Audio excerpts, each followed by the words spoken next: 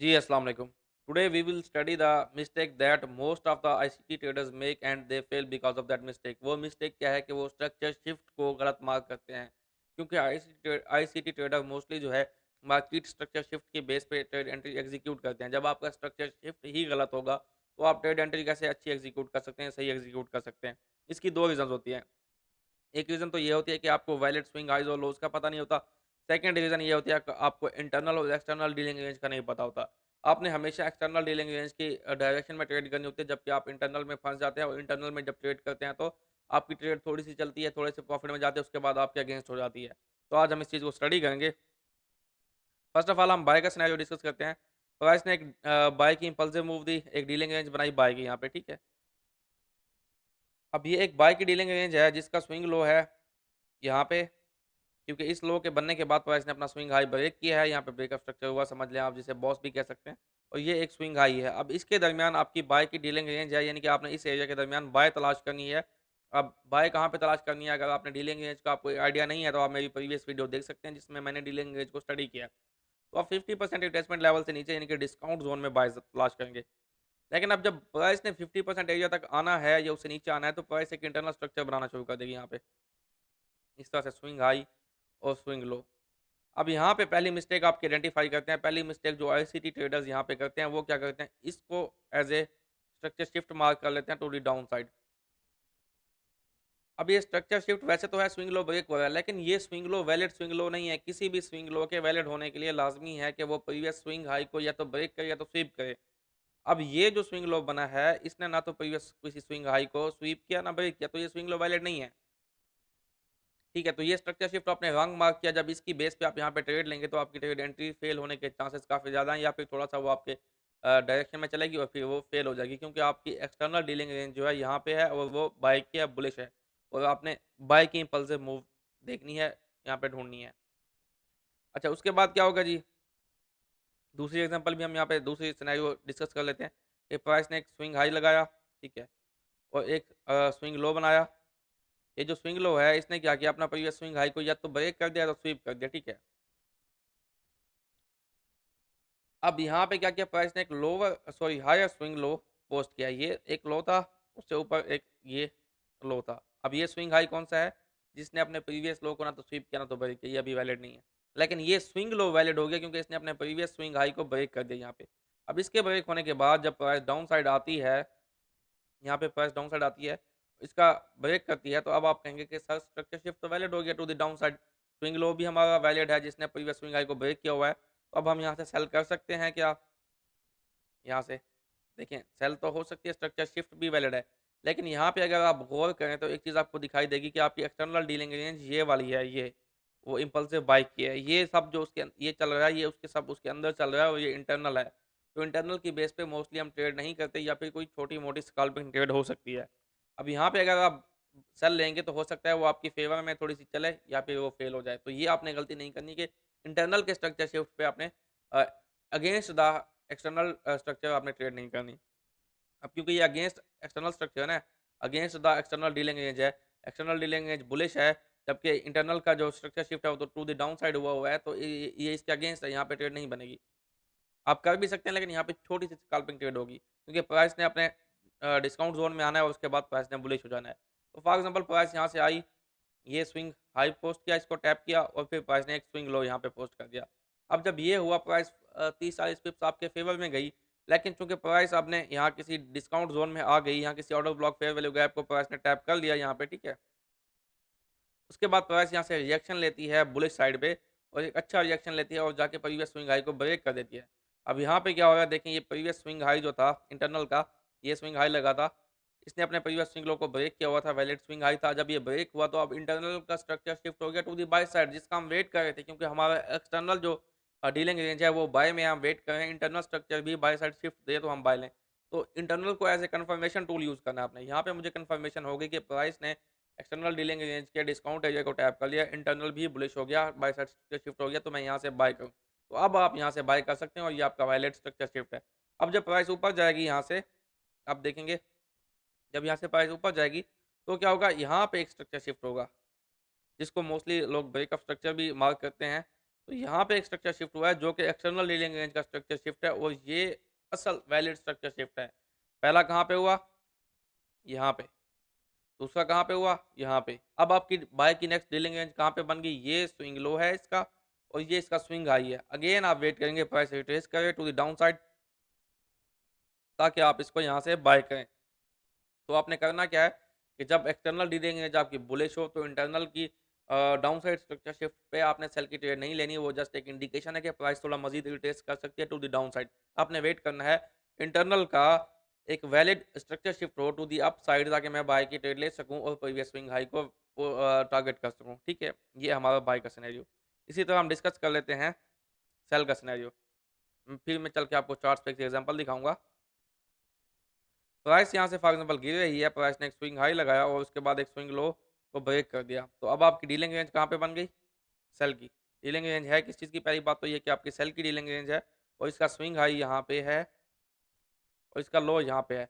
अब आपने इस डीलिंग रेंज के अंदर अंदर सेल तलाश करनी है from the premium area 50% retracement level से ऊपर ऊपर। अब प्राइस क्या करती है? प्राइस यहाँ पे स्विंग हाई बनाती है इंटरनल, स्विंग लो बनाती है इंटरनल, फिर स्विंग हाई बनाती है और प्रीवियस स्विंग हाई को ब्रेक कर देती है। अब यहाँ पे पहली पहली मिस्टेक जो आईसीटी ट्रेडर करेंगे वो ये करेंगे कि इस स्विंग हाई को as a structure shift mark कर लेंगे टू दी अप साइड यहाँ पे। अब एक तो ये है कि ये इंटरनल स्ट्रक्चर है, पहली मिस्टेक तो ये है कि आपने स्विंग हाई गलत मार्क किया, मतलब आपने इंटरनल पे ट्रेड ही नहीं लेनी अगेंस्ट द एक्सटर्नल। और दूसरी क्या चीज़ है कि ये स्विंग हाई वैलिड ही नहीं था, क्योंकि जब ये स्विंग हाई बना, क्या इसने प्रीवियस किसी स्विंग हाई को स्वीप या ब्रेक किया? बिल्कुल नहीं किया, तो ये वैलिड ही नहीं है।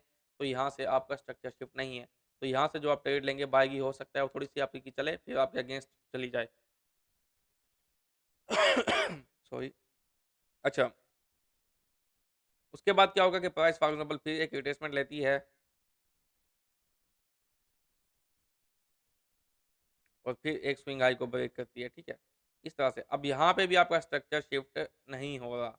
अब यहाँ पे प्राइस एक स्विंग लो लगाती है जो कि प्रीवियस स्विंग लो को स्वीप करता है, यानी कि ब्रेक नहीं करता, स्वीप करता है। जस्ट यहाँ पे इसके नीचे विक लगती है, उसके बाद प्राइस एक अपना स्विंग हाई ब्रेक करती है। ठीक है, यहाँ पे फॉर एग्जाम्पल प्राइस ने एक विक लगा दी। ठीक है, तो स्वीप या ब्रेक हम कह रहे हैं। तब यहाँ पे स्वीप हो गया तो आप कहेंगे सर ये स्विंग हाई तो वैलिड हो गया क्योंकि इसने प्रीवियस स्विंग लो को स्वीप कर लिया, इसकी लिक्विडिटी ले ली। यस, ये वैलिड हो गया, लेकिन आपको एक चीज़ ध्यान में रखने की, ये इंटरनल का है।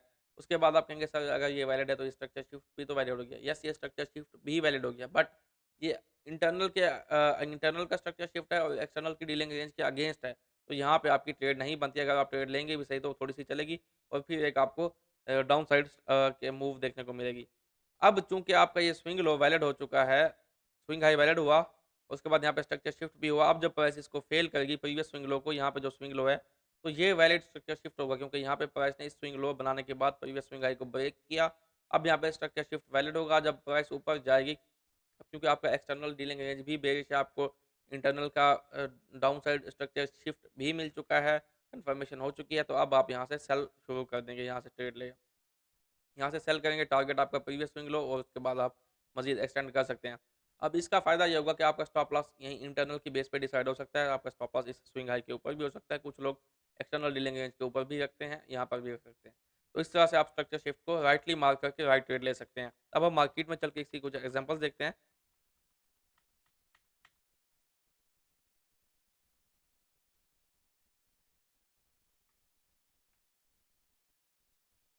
आ जाए जी मार्केट में।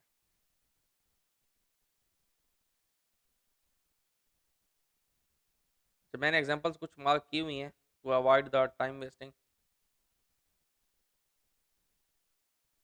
अब यहाँ पर अगर आप देखें, एक ये स्विंग लो है जिसने प्रीवियस स्विंग हाई को जाकर यहाँ ब्रेक किया है, तो आपकी डीलिंग रेंज क्या बन गई? बाय की। प्राइस ने ये स्विंग हाई पोस्ट किया तो ये आपकी एक बाय की डीलिंग रेंज बन गई।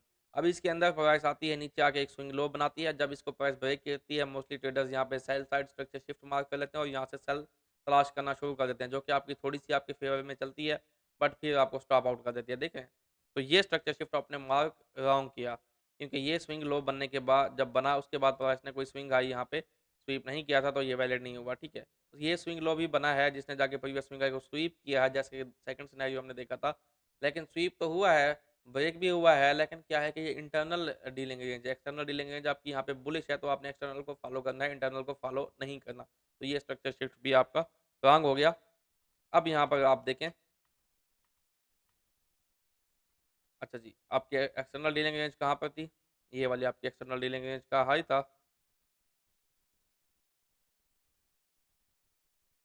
अब प्राइस ने ये स्विंग लो लगाया, ठीक है, और ये स्विंग हाई था जिसने प्रीवियस स्विंग लो को ब्रेक किया हुआ था।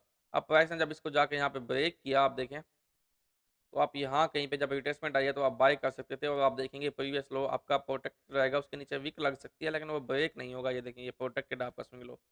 आपका स्विंग लो क्या है, अभी तक प्रोटेक्टेड है, ब्रेक नहीं हुआ। असल चीज़ होती है ब्रेक।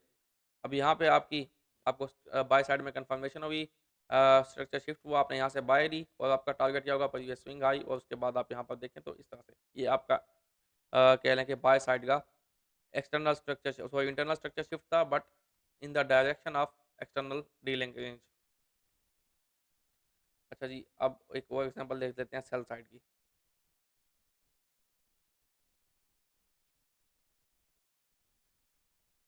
अब ये देखें, यहाँ पे आपकी डीलिंग रेंज है बाय में, प्राइस ने ये लो स्वीप किए और ये लो पोस्ट किया, और प्रीवियस हाई जाके यहाँ पे ब्रेक किया, तो आपकी डीलिंग रेंज का ये लो बन गया और ये हाई बन गया। आपकी एक्सटर्नल डीलिंग रेंज यहाँ पे ब्रेक हुई, प्राइस बेरिश हो गई, बट एक्सटर्नल डीलिंग रेंज जब यहाँ पे ब्रेक हुई, प्राइस बेरिश हुई, तो यहाँ पे क्या हुआ कि एक स्विंग हाई बना है। प्राइस ने रिट्रेसमेंट तो लेनी है, एक स्विंग हाई बनाया प्राइस ने, उसके बाद प्राइस डाउन आई। जब ये हाई ब्रेक हुआ तो आपने यहाँ पे स्ट्रक्चर शिफ्ट मार्क कर लिया, जो कि आपने गलत मार्क कर लिया। अब आप यहाँ पे बाय ढूंढते रह जाएंगे, जबकि प्राइस एक इंपल्सिव सेल मूव दे जाएगी, जैसे कि यहाँ पे देखी गई है। अब ये हाई वैलिड क्यों नहीं था? एक तो ये है कि इंटरनल का हाई था, सेकंड ये है कि इसने किसी प्रीवियस हाई को स्वीप नहीं किया हुआ था, ना ब्रेक किया हुआ था, ये हाई बिल्कुल भी वैलिड नहीं था। और यहाँ पे जो ब्रेक हुआ है स्ट्रक्चर शिफ्ट, ये वैलिड नहीं हुआ, और ये आपका स्ट्रक्चर शिफ्ट रॉन्ग था। अगर आपने इसको as a structure shift mark किया तो आपकी ट्रेड रॉन्ग हो जाएगी। अब यहाँ पे हमें डाउन साइड कन्फर्मेशन कैसे हुई? ये जो है हमारी एक डीलिंग रेंज थी सेल साइड में, मैं आपको उसी तरह ड्राइंग से समझाऊंगा, ठीक है। उसके बाद प्राइस ने एक इंटरनल स्ट्रक्चर बनाना शुरू किया, यहाँ पे भी इसके अंदर एक इंटरनल बनाया, ये लो, ये हाई, ठीक है, देन ये लो और ये हाई। मैं इसको ब्लैक करता हूँ ताकि आपको सही से ये दिखाई दे। अब यहाँ पे एक इंटरनल स्ट्रक्चर चल रहा है जिसका ये लो है, फिर ये लो है, फिर ये लो है। अब ये लो क्या वैलिड है? यस, ये वैलिड है, क्योंकि इसके बाद प्राइस ने अपने प्रीवियस स्विंग हाई को ब्रेक भी किया और स्वीप भी किया। अब जब ये स्विंग लो ब्रेक हुआ तो प्राइस को आपको कंफर्म हो गया कि इंटरनल भी अब बेरिश होगी, इंटरनल डीलिंग रेंज भी बेरिश हो गया, मेरी एक्सटर्नल भी बेरिश है, मुझे यहाँ पे ट्रेड लेनी है। तो यहाँ पे प्राइस चलेगी to the downside, float हुआ या फिब लगाएंगे, ये हाई टू लो, सॉरी ये हाई है और ये लो है इसका। आप देखें एग्जैक्टली ऑलमोस्ट 50% लेवल को प्राइस थोड़ा सा रह गया यहाँ पे, तो यहाँ पे आपकी ट्रेड बन सकती थी। फिर यहाँ पे इस ऑर्डर ब्लॉक में प्राइस इस ऑर्डर ब्लॉक में रुक गई है और आप यहाँ पे ट्रेड ले सकते थे, ठीक है। अब आप देखें प्रीवियस लो आप यहाँ पे टारगेट कर सकते हैं। तो स्विंग हाई और स्विंग लो आपने वैलिड मार्क करने हैं, और स्ट्रक्चर शिफ्ट जब आप वैलिड मार्क करेंगे तभी आपकी ट्रेड एंट्री जो है ठीक हो सकती है। अदरवाइज आप आईसीटी को हमेशा ब्लेम करते रहेंगे। कॉन्सेप्ट्स को खुद समझा करें, सीखा करें।